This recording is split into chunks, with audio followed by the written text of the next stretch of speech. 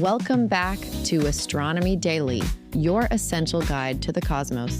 I'm Anna. And I'm Avery. Today we're covering Earth's magnetic field changes, ambitious plans for lunar deliveries, and a journey back in time to when our planet might have looked quite different. It's a packed episode. Let's dive into the latest in space and astronomy news. All right, let's start with Earth's magnetic field. It's our planet's first line of defense, generated by the molten iron in our outer core, protecting us from solar wind. Exactly. New data from the European Space Agency's swarm satellites reveal significant ongoing changes within that shield. Significant is right. The South Atlantic Anomaly, a weak spot since 1958, is stretching eastward towards Africa. It's stretching towards Africa, and a strong spot is growing over Siberia. The field is reorganizing. These changes are from complex variations where the liquid outer core meets the mantle. We're seeing reverse flux patches where magnetic field lines point in the opposite direction. Fascinating. A reversal. Not an impending catastrophic magnetic pole flip, right? No catastrophe for life on Earth.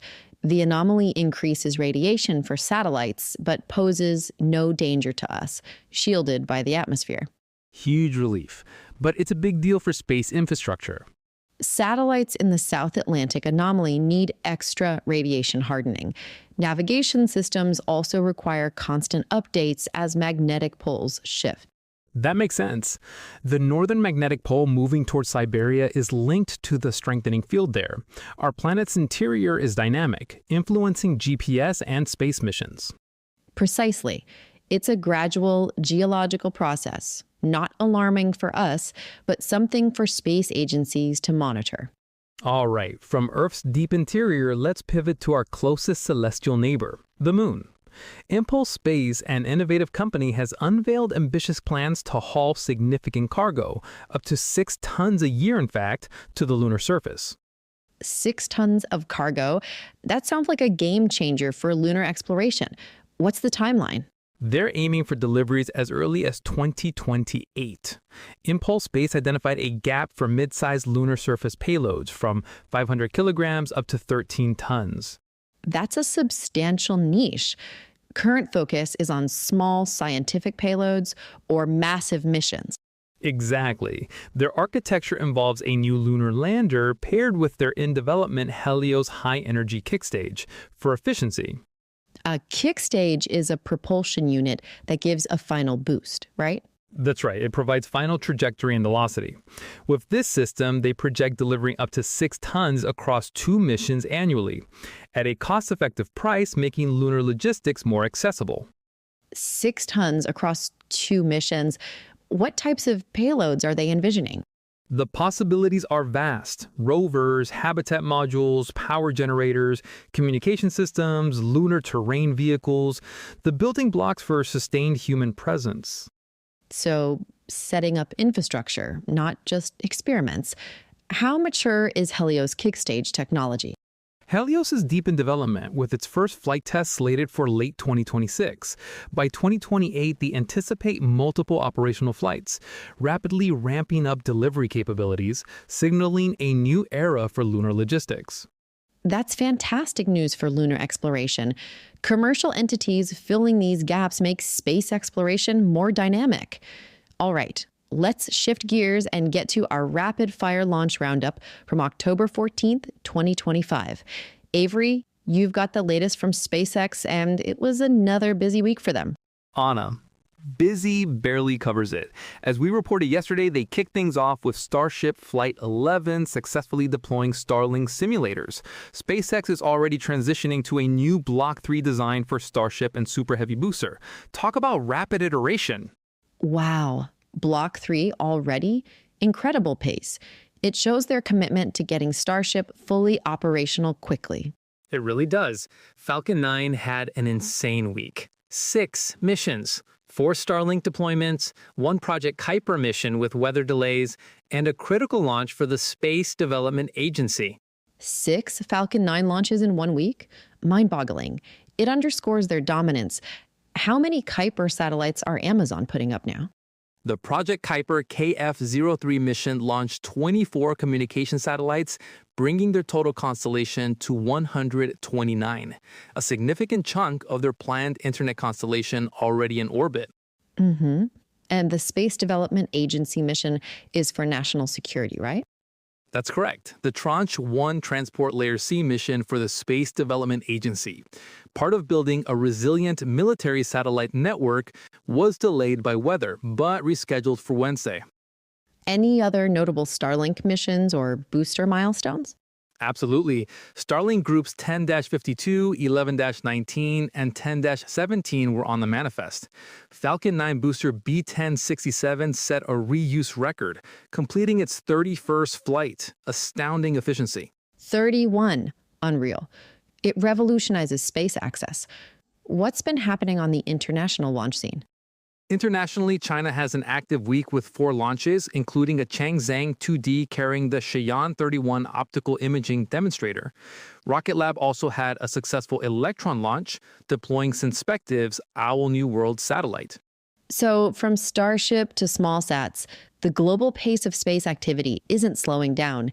It's a great time to be following space news. All right, Anna, let's turn our gaze to a celestial visitor, Comet C/2025 A6, known as Comet Lemon, which just had a vast section of its tail stripped away by the sheer force of the solar wind.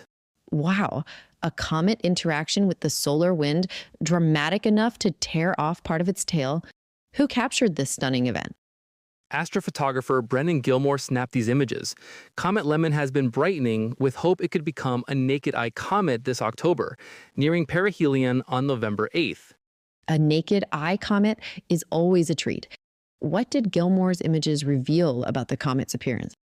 His images showed the glowing green coma and the long, luminous tail. On October 2nd, a colossal section of that tail was stripped away by the solar wind. That's a disconnection event, where the plasma tail separates from the comet's head due to solar wind interaction. Exactly. It's a powerful demonstration of the solar wind's force. Despite this shedding, Comet Lemon's brightness is around plus 5.1 magnitude, which means it's potentially detectable as a dim, fuzzy object to the unaided eye from dark sky locations. That's incredible. It highlights the dynamic environment of our solar system. I hope some of our listeners get a chance to see it. Okay, Avery, brace yourself for a story that genuinely changes how we might picture our home planet's deep past. New scientific research is suggesting that early Earth, get this, may have once shimmered with a vibrant purple hue. Purple? Our entire planet glowing purple? That sounds like something straight out of a fantastical sci-fi novel. How could our blue-green marble ever have looked so different? It's an absolutely mind-bending hypothesis, but it makes a lot of sense when you look at the microbiology. The theory posits that early life on Earth might have been powered by retinol-based photosynthesis, which is a different mechanism than the chlorophyll-based photosynthesis that makes most plants green today. Okay, so it has to do with how sunlight was absorbed. Chlorophyll reflects green light, which is why plants appear green to us. Precisely. Now imagine retinol. This pigment found in ancient microorganisms, mostly archaea, like the halobacterium you see thriving in salt flats today, absorbs green and reflects red and blue wavelengths of light. When you combine red and blue, what color do you get? Purple. So these early microbes coated the planet's surface, particularly in the oceans, and gave it this distinctive purple color? That's wild. Exactly. This purple Earth phase is thought to have largely predated the Great Oxygenation Event, a pivotal moment in Earth's history when oxygen levels in the atmosphere began to rise dramatically. In those early low oxygen conditions, retinol-based photosynthesis would have actually been more efficient than chlorophyll-based photosynthesis. That makes a lot of sense. An evolutionary adaptation to the early Earth's unique atmospheric conditions. Do we have direct fossil evidence of these purple microbes from billions of years ago?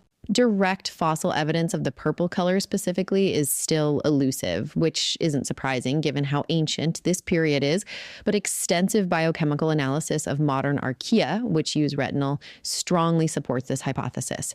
It suggests that a purple planet wasn't just a quirky theoretical possibility, but a widespread and very successful biological strategy for early life. Wow, so this isn't just a fascinating historical curiosity. Could such conditions ever resurface? Potentially, retinal-based systems are incredibly resilient and still exist today. Researchers believe they could absolutely resurge under specific environmental pressures, such as a significant decline in atmospheric oxygen levels, though that's a very distant hypothetical for our planet. And I imagine this theory has massive implications for astrobiology, right? When we're looking for life beyond Earth? Absolutely, it reshapes our search. It means that when we're analyzing the light signatures from distant exoplanets, a faint purple hue rather than just a green one could actually be one of the earliest and most compelling indicators of life. It vastly broadens our definition of what a living planet might look like. That is truly mind-blowing. A purple Earth in our past and potentially purple exoplanets in our future. What a perfect note to end on. That wraps up another packed episode of Astronomy Daily. From Earth's magnetic field to lunar cargo, comet tails, and a purple Earth past, the cosmos never ceases to amaze us. It certainly doesn't. Thanks for joining us for these cosmic updates. We hope you enjoyed diving into space and astronomy with us. Find Astronomy Daily wherever you get podcasts, subscribe, leave a review, and share your favorite stories. And of course, for even more space and astronomy news, simply visit our website at astronomydaily.io. This is Anna signing off. See you again tomorrow. And this is Avery. Until next time, keep your eyes on the skies and keep looking up.